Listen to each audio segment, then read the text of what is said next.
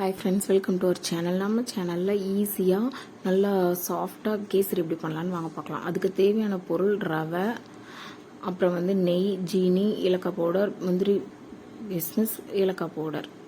First ஒரு கடாயில் நான் நான்ஸ்டிக் பேன் தான் எடுத்திருக்கேன். அதில் ஒரு 2 துண்டு பட்டையை 1 டேபிள் ஸ்பூன் கீழே நல்லா ரோஸ்ட் பண்ணி எடுத்துக்கணும்.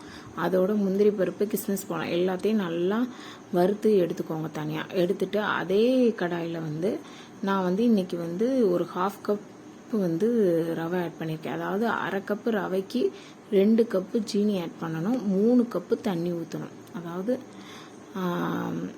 1 கப்பு ரவைனா 2 கப்பு சர்க்கரை ஆட் பண்ணணும், 3 கப்பு தண்ணி, 1 2 3.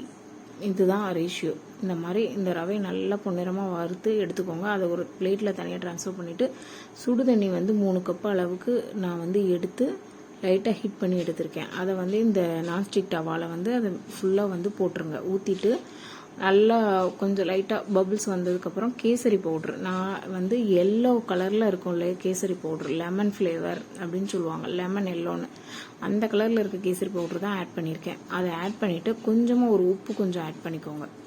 நல்லா ஆட் பண்ணிவிட்டு நல்லா கொதி வந்ததுக்கப்புறமா போடணுன்ற அவசியம் இல்லை. கொஞ்சம் பபிள்ஸ் வந்ததுமே ரவையை ஆட் பண்ணிடுங்க. ரவையை ஆட் பண்ணிட்டீங்கன்னா கொஞ்ச நேரத்துலேயே அது தண்ணி நல்லா வெந்து அப்படியே தண்ணியை ஃபுல்லாக அப்சர்வ் பண்ணிக்கிறோம். அந்த மாதிரி நல்லா வெந்து வந்ததுக்கப்புறமா அது வரைக்கும் கிளறி கொடுத்துட்டே இருங்க, இல்லைன்னா கட்டி சேர்ந்துடும். அதுக்கப்புறம் நல்லா ரவை வெந்ததுக்கப்புறம் தான் சர்க்கரை ஆட் பண்ணணும்.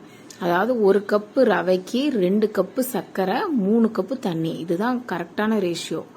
இந்த ரேஷியோ படி நீங்கள் பண்ணி பார்த்தீங்கன்னா அட்டகாசமாக இருக்கும் கேசரி. கண்டிப்பாக சொல்கிறேன். இடையில சன்ஃப்ளவர் ஆயில் யூஸ் பண்ணியிருக்கேன் நான்.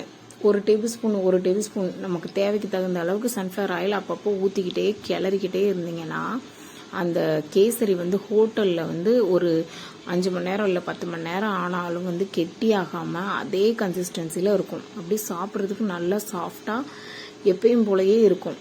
ரொம்ப திகட்டாமல் இருக்கும். ஏன்னா நான் அதிகமாக கீ ஆட் பண்ணல. கீ ஆட் பண்ணோம்னா கெட்டித்தன்மை ஆயிரும். இதுதான் ட்ரிக்கு.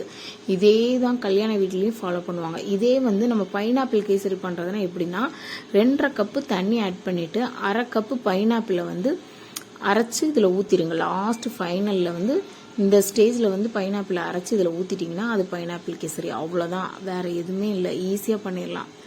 சாப்பிட்டு பார்த்துட்டு கமெண்ட் சொல்லுங்கள்.